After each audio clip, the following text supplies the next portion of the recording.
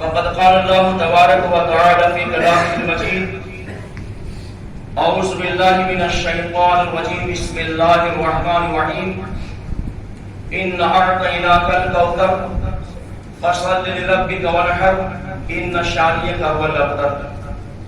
وقال الله تبارك وتعالى في كلامه المجيد في موضع آخر بسم الله الرحمن الرحيم لن ينال الله لحومها ولا دماؤها ولكن ينالها التقوى منكم رب اشرح لي صدري ويسر لي أمري واحلل عقدة من لساني يفقهوا قولي رب زدني علما اللهم آمين. محترم حاضرین، بلا شبہ ساری قسم کی تعریفیں اس اللہ تعالیٰ کے واسطے لائق اور مناسب ہیں جس نے ہم سارے بندوں کو پیدا فرمایا. اللہ تبارک و تعالیٰ کے سارے بندوں میں سے، سارے انسانوں میں سے وہ لوگ جو مسلمان ہیں یا قرآن و حدیث کے حساب سے عمل کرنے والے ہیں وہ نہایت ہی خوش نصیب بندے ہوتے ہیں. اللہ تبارک و تعالیٰ کا وعدہ ہے کہ سارے لوگوں میں سے اللہ تعالیٰ صرف ایسے بندوں پہ رحم فرمائے گا یا ایسے بندوں کو اللہ تعالیٰ اپنے عذاب سے بچائے گا جو ہمیشہ ہر مسئلے میں اللہ تعالیٰ کی بات ماننے کی کوشش کرتے ہیں اور ساری زندگی اللہ تعالیٰ کی خوشنودی کو حاصل کرنے کی کوششوں میں لگے رہتے ہیں. قرآن کریم میں اس مناسبت سے اللہ تعالیٰ نے فرمایا اِنَّا أَعْطَيْنَاكَ الْكَوْثَرَ. اس میں نبی صلی اللہ علیہ وسلم سے اللہ نے خطاب فرمایا ہے کہ بے شک ہم نے آپ کو حوض کوثر عطا فرمایا، اور بعض علم نے کوثر سے خیر کثیر مراد لیا کہ ہم نے بہت ساری بھلائیوں سے آپ کو نوازا ہے، تو آپ اپنے رب کے واسطے نماز پڑھیں اور قربانی پیش کریں، بے شک آپ کا دشمن ہی بغیر نام و نشان کا ہے. اس سورہ میں اللہ نے نبی صلی اللہ علیہ وسلم کو حکم دیا اور سارے مسلمانوں کو بھی حکم دیا ہے کہ اللہ کے واسطے نمازیں پڑھنے کی کوشش کی جائے اور قربانیاں پیش کی جائے. قربانی پیش کرنے کے بارے میں بہت ساری حدیثیں اور آیتیں آپ نے سنی ہیں جن میں اللہ تعالیٰ نے اس بات کا حکم دیا ہے کہ ہر مستقی بندے کو چاہیے کہ وہ اللہ تعالیٰ کے راستے میں قربانی پیش کرنے کی کوشش کرے. ابن ماجہ کے حوالے سے بہت ہی مشہور حدیث ہے جس حدیث میں نبی صلی اللہ علیہ وسلم نے فرمایا کہ جس کو اللہ نے مستقی بنایا، اللہ نے گنجائش دے رکھی ہو، فلم یصحی، اور پھر بھی وہ انسان قربانی پیش کرنے کی کوشش نہ کرے، فلا یقربن مصلانا، تو ہماری گاہ سے قریب ہونے کی وہ انسان کوشش نہ کرے. اس حدیث کے حوالے سے اللہ کے نبی صلی اللہ علیہ وسلم کہنا یہ چاہتے ہیں کہ ہر وہ انسان یا ہر وہ مسلمان جو مستطیع ہوتا ہے، صاحب مال ہوتا ہے، اسے ضرور اللہ کو راضی کرنے کے واسطے قربانی پیش کرنے کی کوشش کرنی چاہیے. اور قربانی کے باب میں سب سے اہم بات یہ ہے کہ پاک مال سے ہونا چاہیے اور اللہ تعالیٰ کو، صرف اللہ کو راضی کرنے کے واسطے ہماری قربانیاں ہونی چاہیے. قرآن کریم سورہ حج میں اللہ تعالیٰ نے فرمایا لَن يَنَالَ اللَّهُ لُحُومَهَا، اللہ نے قربانی کے بارے میں کہا کہ اس کا جو گوشت ہوتا ہے وہ ہرگز اللہ تعالیٰ کو نہیں پہنچتا ہے، اس کا خون بھی اللہ کو نہیں پہنچتا ہے، لیکن تمہارے دلوں میں اللہ کا جو تقوی ہوتا ہے، خوف ہوتا ہے، وہ چیز اللہ تعالیٰ کو پہنچتی ہے. اس آیت کریمہ کے حوالے سے اللہ تعالیٰ کہنا یہ چاہتا ہے کہ ہر قربانی کرنے والا بندہ مخلص ہو جائے، صرف اور صرف اپنے ذبیحہ کے ذریعے اللہ تعالیٰ کو راضی کرنے کی کوشش کرے. اس لیے کہ یہ جو قربانی ہے یہ کھانے پینے کی چیز ہی نہیں ہوتی ہے، یہ خوشی مسرت کا سامان ہی نہیں ہے، بلکہ عبادت ہے یہ قربانی پیش کرنا.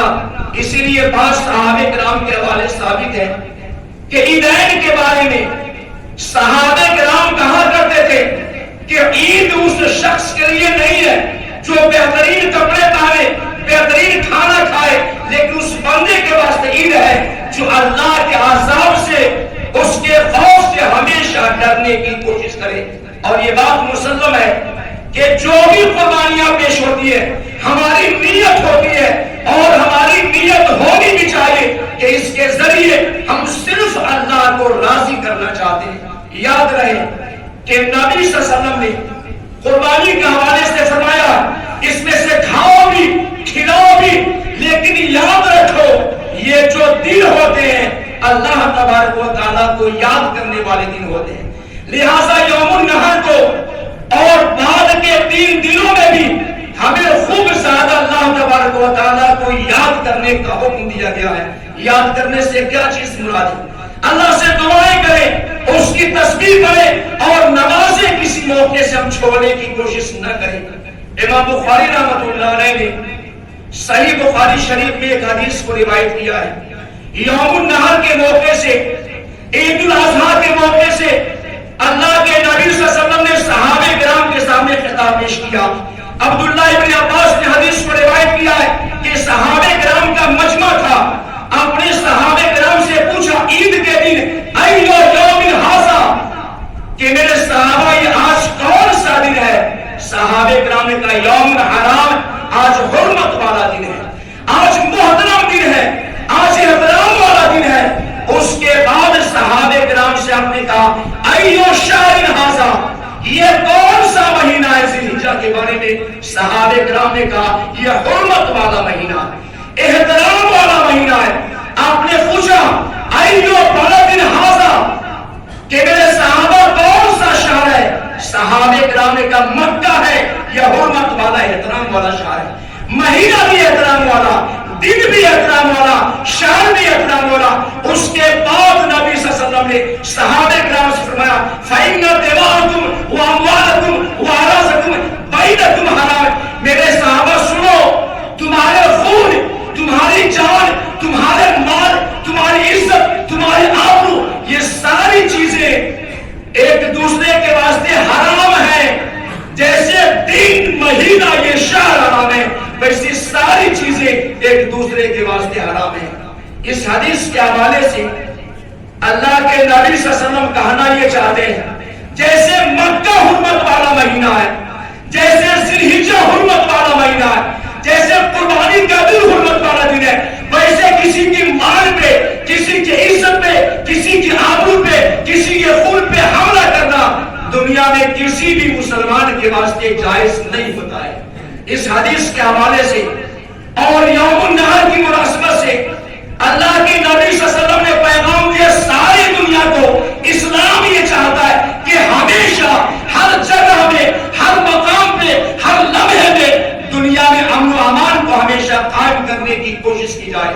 اور یاد رکھیں اللہ تبارک و تعالیٰ اپنے بندوں سے ہمیشہ چاہتا ہے کہ ہر انسان کی عزت کی جائے، کسی کو عزت دینے کی کوشش نہ کی جائے۔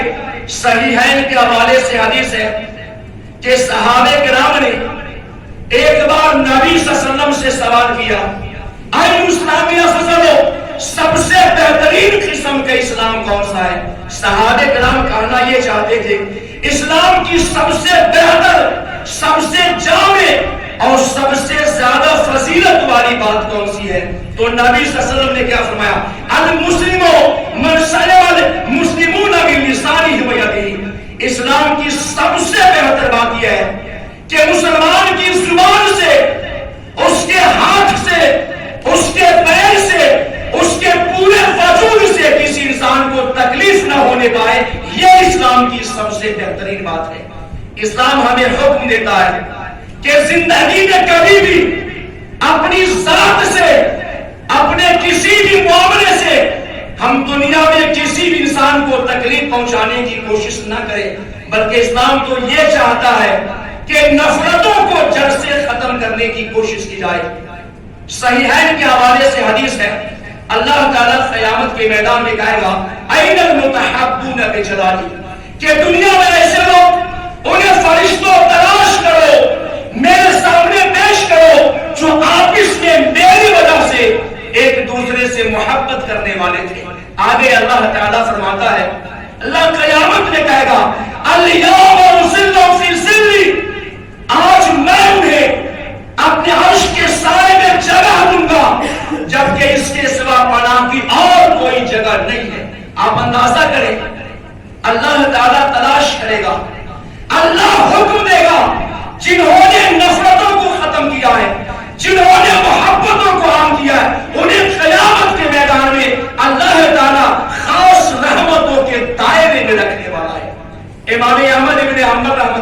علیہ نے مسند احمد ابن حنبل کے حوالے سے حدیث کو روایت کیا ہے کہ معاذ ابن جبل رضی اللہ تعالیٰ عنہ ملک شام میں ایک مسجد میں بیٹھے ہوئے تھے، ایک تابعی ان کے پاس آتے ہیں اور صحابی کو دیکھنے کے بعد کہتے ہیں اللہ کی قسم ہے مجھے آپ سے بہت زیادہ محبت ہے۔ صحابی نے کہا صحیح معنی میں اللہ کے واسطے محبت ہے، اللہ کے واسطے آپ سے محبت ہے۔ صحابی نے چادر پکڑی، کھینچا، اپنے پاس بیٹھا لیا اور صحابی نے تابعی سے کہا، معاذ ابن جبل نے کہا کہ ابشر بندے خوش ہو جا، تو نے مجھ سے اللہ کے واسطے محبت کی ہے۔ میں نے نبی صلی اللہ علیہ وسلم سے سنا ہے، آپ نے اللہ کے حوالے سے بیان کیا ہے کہ اللہ کہتا ہے وجبت محبتی للمتحابین فیہا، اس حدیث میں اللہ کہتا ہے ان سارے بندوں کے لیے میری محبت واجب ہو جاتی ہے جو میری وجہ سے کسی بندے سے محبت کرے اور میری وجہ سے کسی کے پاس بیٹھے، کسی سے ملنے جائے، کسی پہ خرچ کرے۔ ایسے چار قسم کے بندوں سے اللہ محبت کا اعلان فرما رہا ہے۔ اس حدیث کے حوالے سے غور کریں کہ ہم دنیا میں کسی بھی انسان سے خالص اللہ کے واسطے محبت کرے، اللہ تعالی ہم سے محبت کرنے کا وعدہ فرما رہا ہے۔ اور ابن شیبہ رحمۃ اللہ علیہ نے ایک حدیث کو روایت کیا ہے کہ جب بھی کوئی انسان کسی بھی انسان سے محبت کرے الا اکرمہ اللہ، اس کو ضرور اللہ تعالی عزت دار بندہ بنا دینے والا ہے۔ ہم میں سے ہر انسان چاہتا ہے عزت دار ہو جائیں، بے عزتی سے بچیں۔ اللہ کا وعدہ ہے کہ ہم بغیر کسی بھید بھاؤ کے، ہم بغیر کسی تفریق کے اللہ کے سارے بندوں سے محبت کریں۔ اللہ کا وعدہ ہے ہم کو عزت والی زندگی اللہ تعالی عطا فرما دے گا۔ عیدین کے موقع سے اللہ کے نبی صلی اللہ علیہ وسلم کی خاص وصیت ہوتی تھی خواتین کے بارے میں۔ آپ نے فرمایا صحیح بخاری صحیح مسلم کی حدیث ہے ترادو سے جنت ہے کہ میں نے جنت میں جھانک کر دیکھا، فرأیتو میں نے دیکھا جنت میں سب سے زیادہ فقیر مسکین غریب مسلمان جنت میں دکھائی دیتے ہیں۔ اس کے بعد آپ نے فرمایا وَتَرَاكَ فِي النَّارِ، میں نے جہنم کے اندر جھانک کر دیکھا، میں نے زیادہ تر جہنم میں خواتین کو پایا، عورتیں زیادہ جہنم میں تھی۔ بعض حدیثوں میں ہے کہ خواتین نے نبی صلی اللہ علیہ وسلم سے پوچھا ایسا کیوں ہے کہ ہم خواتین زیادہ جہنم میں جائیں گے؟ آپ نے فرمایا زیادہ لعن و طعن کرتی ہو، زیادہ ناشکری کرتی ہو، زبان کا غلط استعمال کرنا، شوہروں کی ناشکری کرنا، یہ چیز تم کو جہنم میں لے کر جانے والی ہے۔ تو اس حدیث کے حوالے سے اللہ کے نبی صلی اللہ علیہ وسلم کہنا یہ چاہتے ہیں کہ لعن و طعن سے بچنے کی کوشش کی جائے، زبان کی برائیوں سے بچنے کی کوشش کی جائے۔ یہ بچنا انسان کو اللہ کے عذاب سے بچانے والا ہے۔ اور مسند احمد ابن حنبل کی حدیث ہے کوئی بھی خاتون مسلمانوں میں سے اذا صلت المرأة خمسا، اگر 5 وقت کی نماز پڑھ لے، وصامت شہرہا، 5 وقت کی نماز پڑھے، رمضان کے روزے رکھے، عزت و ناموس کی حفاظت کر لے یعنی زنا سے بچے، وَأَطَاعَتْ زَوْجَهَا، اپنے شوہر کی بات مانے، تو اس خاتون سے اللہ فرمائے گا جنت کے جس دروازے سے تم کو داخل ہونا داخل ہو سکتی ہو۔ آپ اندازہ کریں کہ عورتوں کے بارے میں کیا فرمایا گیا کہ شوہروں کی اطاعت کرے، ان کی ناشکری سے بچے، نمازیں قائم کرے، عزت بچائے رکھے، اللہ تعالیٰ ان کو جنت میں داخل فرمانے والا ہے۔ اللہ کے نبی صلی اللہ علیہ وسلم سے پوچھا گیا کہ شوہر کا کیا حق بنتا بیویوں کے اوپر؟ آپ نے فرمایا کہ بہت اونچا مقام ہے شوہروں کا، جسم میں زخم لگ جائے، عورتیں صاف کرتے چاٹ کر کے محبت حق کہا تو بھی پورا حق کو ادا نہیں کر سکتی ہے۔ لہذا ہر جائز مسئلے میں عورتوں کے واسطے ضروری ہے کہ ہر جائز مسئلے میں اپنے شوہروں کی اطاعت کرنے کی کوشش کریں، ان کی ناشکری یا نافرمانی سے بچنے کی کوشش کریں۔ اسی طریقے سے اسلام کا یہ بھی حکم ہے، قرآن کریم میں فَكُلُوا مِنْهَا وَأَطْعِمُوا الْبَائِسَ الْفَقِيرَ، تم کھاؤ بھی قربانی کے گوشت میں سے، کھلاؤ بھی جو فقیر ہوتے ہیں، مسکین ہوتے ہیں، جو مانگنے والے ہوتے ہیں، جو نہیں مانگے، سبوں کو شریک کرنے کا حکم دیا گیا ہے۔ قرآن کریم میں سورہ حج کی آیت کریمہ کے حوالے سے اللہ تعالیٰ کہنا یہ چاہتا ہے کہ قربانیاں پیش کی جائیں، اس میں سے کھائیں بھی، اس میں سے کھلائیں بھی، اور خاص طور سے وہ لوگ جو قربانی کے واسطے مستطیع نہیں ہوتے ہیں انہیں بھی شامل کرنے کا ہمیں حکم دیا گیا ہے۔ اسلام کا یہ بھی حکم ہے کہ ہر معاملے میں ہمیں پاکی صفائی کا بہت زیادہ اہتمام کرنا چاہیے۔ قربانیوں کے بعد میں ہمارے راستے میں، گھر کے باہر میں، گلیوں میں اس وجہ سے گندگی نہیں ہونی چاہیے۔ اسلام کہتا ہے کہ پاکی صفائی کو اسلام نے آدھا ایمان قرار دیا، لہذا جسم میں بھی، اپنے گھروں میں بھی، اپنی گلیوں میں بھی، اپنے رستوں میں بھی ہر وہ معاملہ کہ جس کے حساب سے لوگ گزرے اور بددعائیں دیں یا لعنتیں بھیجے، ایسی ساری چیزوں سے اسلام نے بچنے کا حکم دیا ہے۔ صحیح مسلم کے حوالے سے حدیث ہے، دو ملعون چیزوں سے بچنے کا حکم دیا گیا ہے۔ ایک وہ چیز کہ لوگوں کے گزرنے والی جگہوں پہ یا آرام کرنے والی جگہوں پہ جو انسان گندگی کرے گا کسی بھی ذریعے سے، پخانہ پیشاب ہو، کوئی بھی ذریعہ ہو، تو ایسی چیزوں پہ اللہ تعالیٰ کی لعنت ہوا کرتی ہے۔